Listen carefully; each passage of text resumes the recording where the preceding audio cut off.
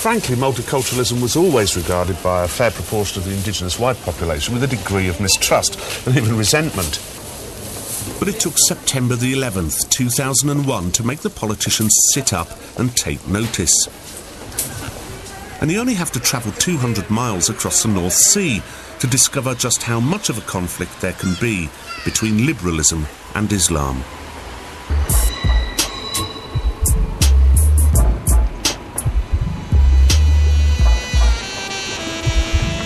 The Dutch people are an amenable sort. They've been welcoming immigrants for hundreds of years. There are 173 different nationalities living side by side in the streets of Amsterdam. They all enjoy the freedoms that liberal Holland knows best how to provide.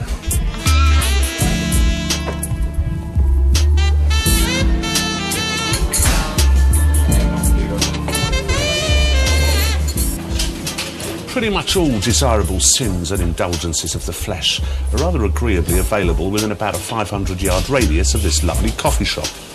This is, after all, Europe's most achingly liberal and licentious city. But just recently, the Dutch people have begun to feel a little let down by their liberal leaders. The political elite has been altogether too tolerant of the very, very intolerant. Last November, the uneasy détente between Dutch Islam and Dutch hedonism broke down. A Muslim school was damaged by a bomb. Several mosques and churches were set on fire. Gunshots were fired.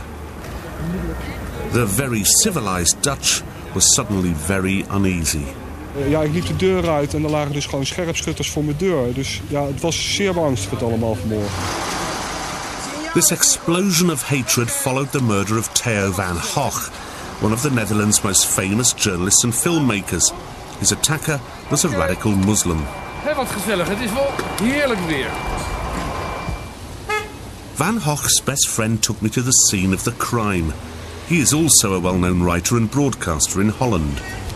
He was enormously hit by eight bullets. Eight bullets then at that moment. He fell down with his hands up. And then he was still alive. Theo said, have mercy, have mercy. Well, but the man didn't have any mercy at all. The man was extremely relaxed, put a dagger out of it, and then cut it right into the heart of Theo. And at that point, another little more knife came out of the bag. And in 3 times, it just went over his throat. I've seen it when I was at the morgue. So what had Van Gogh done to warrant this vicious execution? He'd made a movie claiming to show that the Quran justifies violence against women.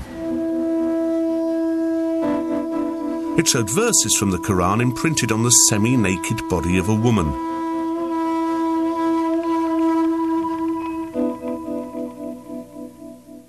Muslims said this was an offensive use of their sacred text. Van Gogh's killing enraged white liberal Holland. You can compare it with a heart attack. It was a heart attack for the Netherlands. He was the embodiment, you could say, for the freedom of speech. So when he was killed, everybody felt that it was over with the freedom of speech. The thing in politics here at this moment is that they don't know how to react. They say, don't say anything be very friendly to the Islamic people. Be very friendly to them. Okay, but I want to be critical to their faith. I won't do it in a very confronting way, but I have to say some things about Allah and their belief which they don't like. I'm very sorry. I criticize all the beliefs. I criticize Catholics. I criticize Protestants. I criticize Jews. And now I have to do it with the Muslim community. I have to criticize their belief. And at that moment, when you do that, you are literally in danger here, now, at this moment. The problem for Holland is that the traditional Dutch views on freedom of speech are rather different from the views held by its Muslim community. While many Muslim citizens say they support free speech, that tolerance appears to evaporate when it impinges upon their religion. I wanted to find out what Dutch Muslims thought about Van Gogh's brutal slaying. What did you think when Van Gogh was killed? Well, Holland is not in shock. You know, Holland is like this melodramatic country with the people who like to exaggerate things and create a drama, and they don't know themselves how dangerous that is. But that was a brutal murder, wasn't it? That was indeed a very brutal murder done by somebody who felt like insulted by Theo van Gogh. So what he did indeed was wrong, and it was an extreme act he did. Theo van Gogh was an extremist too. The movie he made was extreme. He didn't kill anyone, though. But look, it was an extreme thing. So extremism calls upon extremism. That's what happened. So I don't quite understand that. Are you saying that the extremism of Theo van Gogh led to, or it was in some way deserving of the extremism? Not deserving, absolutely not. Well, how can you make an equivalence between them? Yes, but making a movie which is very insulting with naked women with holy texts on their bodies, do you really think that would be any productive, that would solve any problem? So his death was expected as a result of the movie? Well, it was not a surprise for me.